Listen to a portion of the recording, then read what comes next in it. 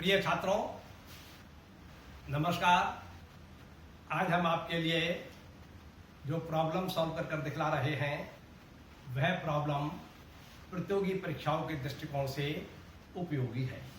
इसके अतिरिक्त उन कक्षाओं के छात्रों के लिए भी उपयोगी है जिनके कोर्स में समानांतर श्रेणी से संबंधित चैप्टर है। आज की हमारी जो प्रॉब्लम है वह मध्य प्रदेश पुलिस आरक्षक जनरल ड्यूटी भर्ती परीक्षा 2013 में आ चुकी है। आपकी आज की प्रॉब्लम है 200 तक 3 एवं 4 से समान रूप से विभाज्य पदों की संख्या कितनी है, और आपको इसमें 4 विकल्प दिए हुए हैं। आपको एक सही विकल्प छांटना है। कहने का तात्पर्य यह है कि 1 से लेकर 1, 2, 3, 4 और ये आपने 200 तक की संख्याएं लिखी। इन संख्याओं में प्रश्न में यह पूछा गया है कि 1 से लेकर 200 तक की जो कुल संख्याएं लिखी हुई होंगी उनमें कुल कितनी ऐसी संख्याएं हैं जो 12 से या 3 और 4 से पूरी विभाजित हो जाएंगी। संयुक्त रूप से मतलब यह है कि वो 3 से विभाज्य हो जाए और 4 से भी हो जाए। अब ऐसी संख्याएं जो 3 से भी विभाज्य हों और 4 से भी विभाज्य हों, तो उसके लिए पहले 3 और 4 का जो एलसीएम है, ऐसे 3 और 4 का एलसीएम कितना हुआ? 12। तो 12 से विभाज्य होना अनिवार्य है। वे सभी संख्याएं जो 3 और 4 के एलसीएम अर्थात 12 से विभाज्य होंगी, वे संख्याएं 3 से भी पूरी विभाजित हो जाएंगी और साथ ही साथ 4 से भी पूरी विभाजित हो जाएंगी। तो देखिए, हम प्रश्न को हमको हल ऐसे करेंगे। सबसे पहले हम लिखेंगे 3 और 4 का एलसीएम बराबर 12। क्लियर? अब ऐसी संख्याएं जो 3 से भी पूरी विभाजित हो जाएं और 4 से भी पूरी विभाजित हो जाएं, वे संख्याएं 12 से अवश्य विभाजित होना चाहिए या होंगी। तो इसका मतलब यह हुआ कि 1 से लेकर 11 तक की जो संख्याएं हैं उनमें आपको कोई भी ऐसी संख्या प्राप्त नहीं होगी जो 12 से पूरी विभाजित हो जाए। सबसे पहली संख्या जो आपको प्राप्त होगी, सबसे छोटी संख्या जो प्राप्त होगी जो 12 से विभाजित हो जाए अर्थात 3 और 4 दोनों से विभाजित हो जाए, वह संख्या मिलेगी आपको 12। इसके बाद 12 की जो मल्टीपल्स हैं 24, 36, 48, वे संख्याएं सभी जो हैं 12 से पूरी विभाजित हो जाएंगी अर्थात 3 और 4 से विभाजित हो जाएंगी। तो 12, 24, 36, 48 इस प्रकार से आपको एक श्रेणी प्राप्त हो। लेकिन हमें 200 से आगे बढ़ना नहीं है। लास्ट की संख्या जो हमें दे रहा है वह 200 दे रहा है और 200 जो है वह 12 से पूरी विभाज्य नहीं होगी। इसलिए हम सबसे पहले भी सबसे छोटी संख्या जो 3 और 4 दोनों से विभाज्य हो जाएगी वो तो हमें मिली 12।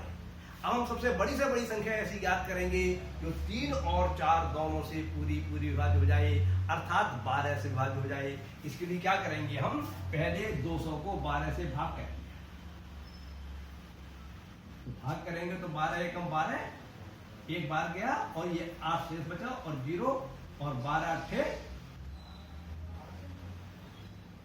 12 छंग 72, 8 शेष बचा। इसका मतलब यह हुआ कि 200 जो है 12 से पूरी विभाज्य नहीं होगी। जब 200 को हम 12 से भाग कर रहे होंगे तो 16 तो बाहर चले जाएंगे और 8 शेष बचेगा। अर्थात यदि हम 200 में से 8 घटा दें तो ये बचेंगे आपके 192। अर्थात 192 जो है वह ऐसी संख्या है 200 तक, 1 से लेकर 200 तक, और सबसे बड़ी जो 12 से विभाज्य हो जाएगी वह आपको मिली 192। या तो आप 200 में से 8 हटा के मालूम कर लीजिए या आप 12 और 16 की गुणा करके मालूम कर लीजिए। 12 और 16 की गुणा करेंगे तो आपको 192 प्राप्त हो जाएंगे। इसका मतलब ये हुआ कि 3 और 4 दोनों से पूरी पूरी विभाज्य होने वाली सबसे छोटी संख्या जो है वह 12 है और सबसे छोटी संख्या जो है वह 192 है। और इसके बीच में संख्याएं जो हैं वह 12 से बढ़ते हुए क्रमानुसार 24, 36, 48, 60 है, 72 इस प्रकार से अनेकों संख्याएं हैं। अब आपको यह मालूम करना है, एक प्रकार से ये आपकी समानांतर श्रेणी बन गई, एपी बन गई। अब आपको यह मालूम करना है जिस एपी का प्रथम पद ए है, समानांतर श्रेणी का प्रथम पद ए है और अंतिम पद 192 है, और दो पदों के बीच में जो अंतर होता है, श्रेणी के दो पदों के बीच में जो अंतर होता है उसे सार्वंतर कहते हैं। तो सार्वंतर कितना हुआ? 24 - 12 = 12। तो उस श्रेणी के अंदर कुल कितने पद होंगे? तो इसलिए हम इसको की गणना किस प्रकार से लिखेंगे करेंगे, ये लिखेंगे हम प्रथम पद ए बराबर 12, सर्वांतर डी बराबर 24 - 12 बराबर 12, अंतिम पद एल बराबर, समानांतर श्रेणी के जब प्रश्नों को हल कर रहे होते हैं उसके प्रथम पद को स्मॉल ए से दर्शाते हैं प्रायः, अंतिम पद को स्मॉल एल से दर्शाते हैं प्रायः, और सार्वंतर को मतलब दो पदों के बीच में जो अंतर होता है उसे डी से दर्शाते हैं। अंतिम पद बराबर हो गया 192। अब इसमें कुल कितने पद है ये मालूम करना है हमारे लिए। तो पदों की संख्या n बराबर ज्ञात करना है। अब समानांतर श्रेणी के अंदर आपने सूत्र पढ़ा होगा, आपको जानकारी होना चाहिए, अंतिम पद या n पद वो होता है l बराबर a प्लस n - 1 × d। ये एक आपको समीकरण प्राप्त हो गया। इस समीकरण के अंदर l, a, n और d चार अज्ञात राशियां हैं जिनमें आपको a, d और n तीन राशियों के मान मालूम है। इन तीन राशियों के मान आप प्रतिस्थापित कर दीजिए और जो चौथा राशि बची n उसके मान की गणना कर लीजिए, तभी आपको ज्ञात हो जाएगा कि 200 तक ऐसी राशियां कितनी हैं, ऐसे पद कितने हैं जो 3 और 4 से संयुक्त रूप से विभाज्य हो जाएंगे, समान हो जाएंगे, विभाजित हो जाएंगे। 192 l की जगह लगाएंगे, e की जगह 12 लगाएंगे, n - 1 × d की जगह 12 लगाएंगे।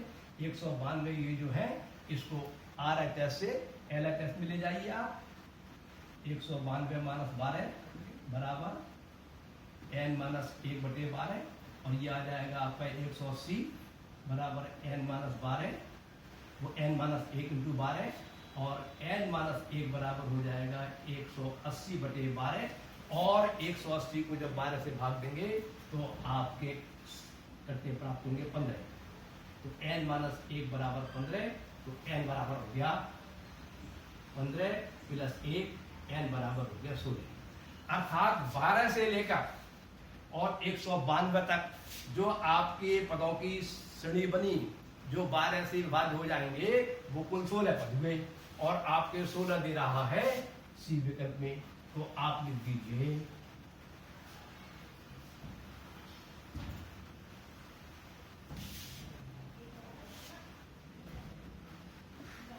कुल पदों की संख्या बराबर 16, सी विकल्प सत्य है। देखिए एक बात ध्यान रखने की यह है कि जिन छात्रों के कोर्स में समानांतर श्रेणी के प्रश्न है, चैप्टर है, उनको तो ये सब बात पूरी लिखनी है, क्योंकि उसमें तो ये विस्तृत उत्तरीय में प्रश्न अगर आता है तो उसमें 4 नंबर का भी आता है, 3 का भी आता है, तो उसमें तो सबको ये बात पूरी लिखनी पड़ेगी।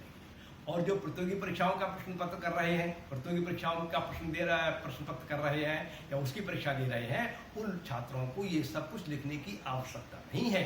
ये तो मैं कहता हूँ जो कि ये लिखिए, ये करिए, ऐसा करिए, ये तो आपसे इसलिए कहता हूँ जिससे कि आपको समझ में आ जाए प्रश्न को कैसे हल करना है। आप इन सब बातों को स्पष्ट कर लीजिए, फिर आप मौके करके देख लीजिए, उसका जो आंसर आप निकाल लीजिए, आपका प्रश्न सॉल्व हो जाएगा है। तो आज का प्रश्न पूरा होता है, आप विचार कीजिए। अगली बार आपको कोई और महत्वपूर्ण प्रश्न बताऊंगा। तब तक के लिए नमस्कार, धन्यवाद।